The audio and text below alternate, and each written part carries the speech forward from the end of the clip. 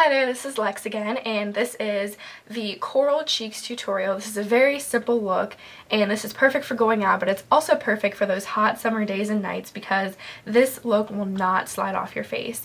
So please stay tuned for this look. I hope you like it. The first thing we're going to do is prime our faces because we want a look that is going to stay on all day. We do not want this rubbing off or melting off in the hot summer heat. So I'm going to start with one of my favorite drugstore primers, and this is the L'Oreal Paris Studio Secrets Professional Magic Perfecting Base. And this is just a really great primer. It is thick and creamy, but it doesn't break you out. This is what it looks like on the inside.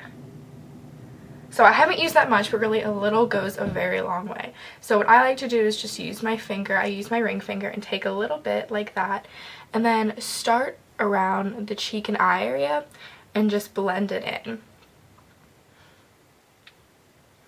Basically what you want to do is get a nice even base so your foundation will stay on evenly and not melt off.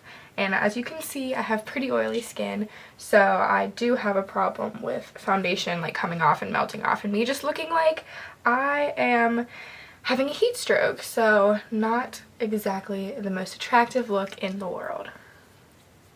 If you want to use a brush for this, you can, but I don't really see the point just because it's not like it needs to look good, because honestly it melts into your skin. You can't see it at all.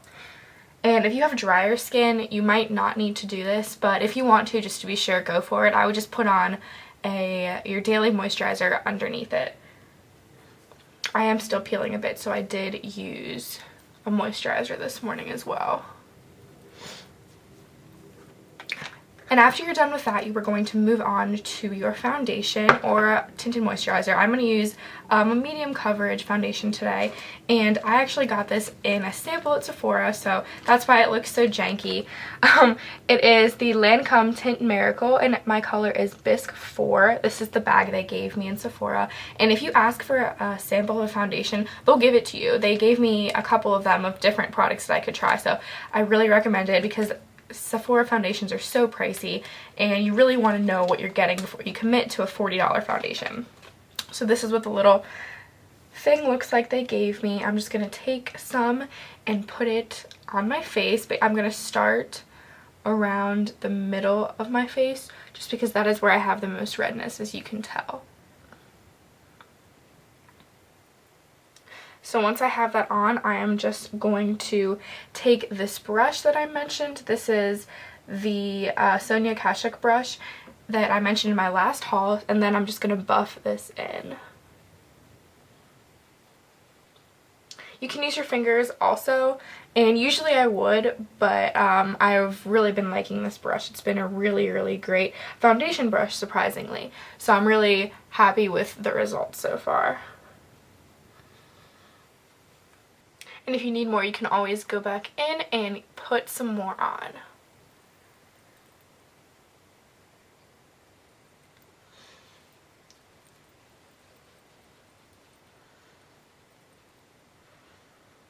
Make sure to focus in on the areas where you have the most redness or the most skin that you feel the need to cover. Like I said, I have redness on my cheeks and around my nose, and that could be some sunburn residue, but I could just have really red cheeks anyway. So focus on the areas that need more coverage and then blend out toward the areas that don't. So my forehead really doesn't need too much coverage, so I like to blend out. I don't really put a big glob of product on my forehead because that's my oiliest spot, and since it doesn't need too much coverage, it's really a waste of product to put too much there.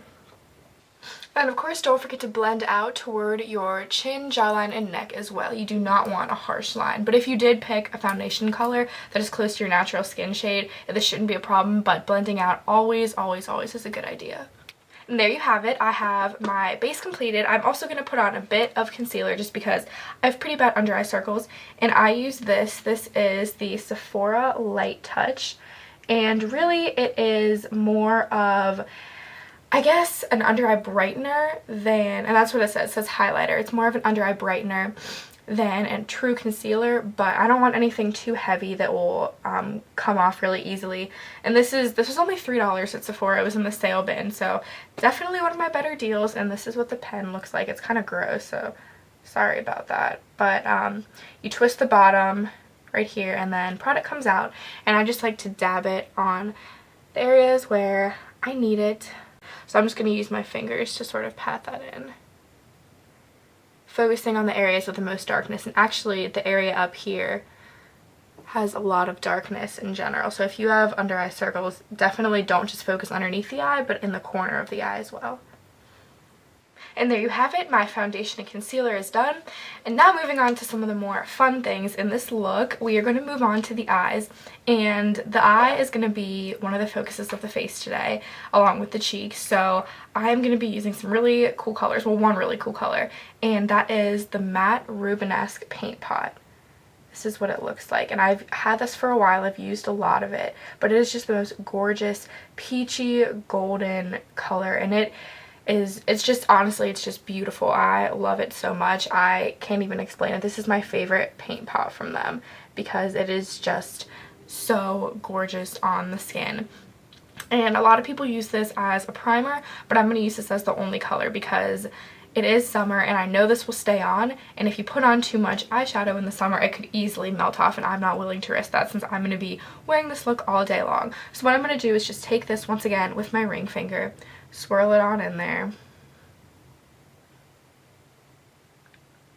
and then just take it and pat it on my eyelid. I'm not going to go higher than the crease, but if you do blend it out a little more higher, like a little higher than the crease, that is not going to be an issue, but you want to focus it mostly on the eyelid. And as you can see, it's very pigmented. So there's one eye, and now I'm going to move on and do the next one in the same fashion.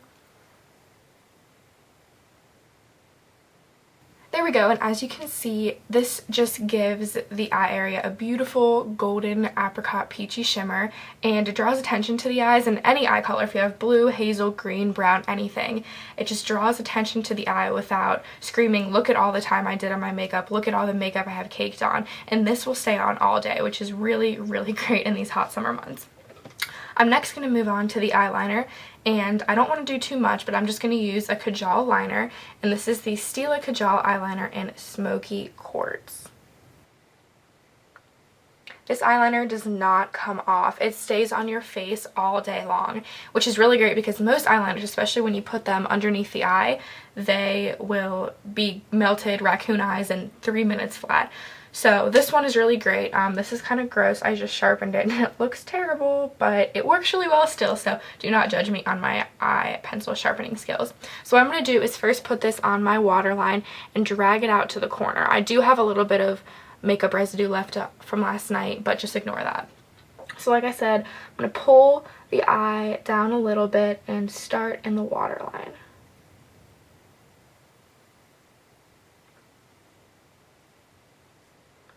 And you can make this pretty thick because you want some focus to be on the eyes, and you don't have to worry that this will melt off. So as you can see, I have a thicker line and I drew it out to the corner. You always want to make sure it comes out to the corner because if it doesn't, it just looks kind of gappy and strange. Now I'm going to move on to the other eye and do the same thing.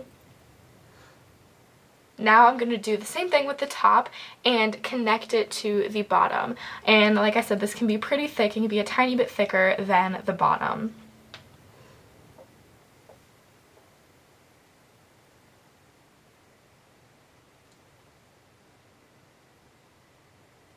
Some people like to lift up the top eyelid and apply it just on the lash line, but I have bigger eyes, so I like to do it above just because it's easier for me and it shows up more.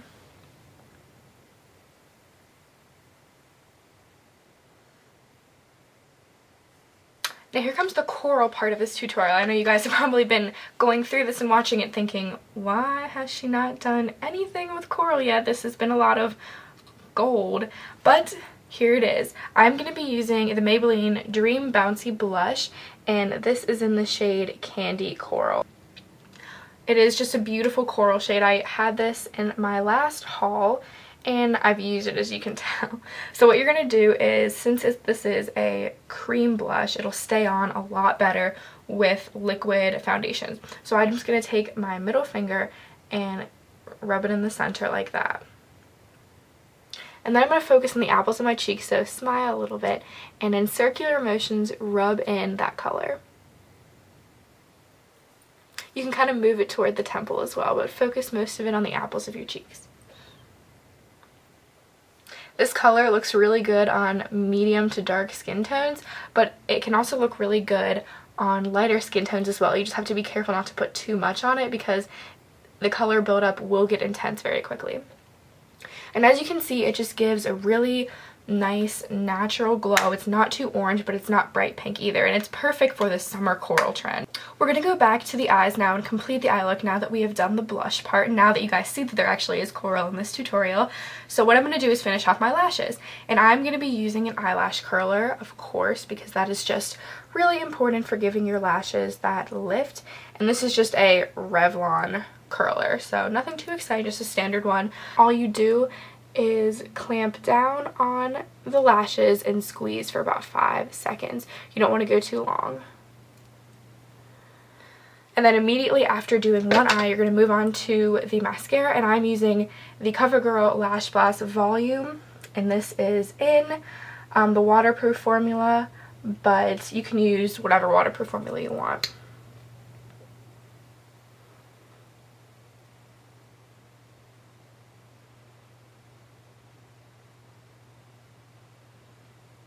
And then instead of putting mascara on the bottom lashes, I like to blink, and some of the product will be distributed onto the bottom lashes because I'm, honestly, confession, I'm really terrible at putting mascara on my bottom lashes because they're so sparse. It just looks really strange and thick and toy and just not very attractive. So I'm going to move on and curl the other eye, and then do the mascara on that as well. There you have it. My eyes are done, and then finally we're going to move on to the lips. Since we have such a heavy focus on the eyes and even some color on the cheeks, we're going to do a very light lip, and usually I'm not a lip gloss person. I don't like the sticky feel. I feel like it rubs off, and I feel like my hair just is like constantly on it, which is not my favorite thing in the world, but I do keep coming back to this lip gloss, and it's probably because it's such a high-end product, but I really like this MAC Luster Glass. And while your hair will always get stuck to it, since it is a lip gloss product, it is just better than the other lip glosses I found. And this is in the color Love Nectar. So what I'm going to do is just take some and then focus it on the center of my lips.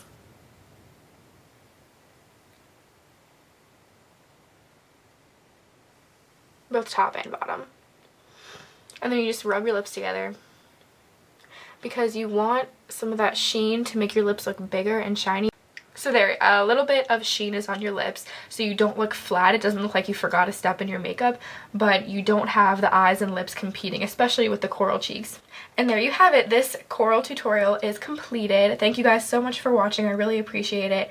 I will be doing another coral tutorial coming up very soon, and that one will focus on the lips instead of on the cheeks. So please stay tuned for that. Thanks again for watching, and if you have any ideas at all, any suggestions, any comments, anything, just please leave it in the comments below. I will respond to all your comments. I love hearing what you guys have to say, and just give me any feedback. If you have any requests, especially for tutorials, definitely leave them. I love being creative, and I would love to do any tutorials you guys would like to see. Thanks again for watching, and I'll see you guys soon. Bye!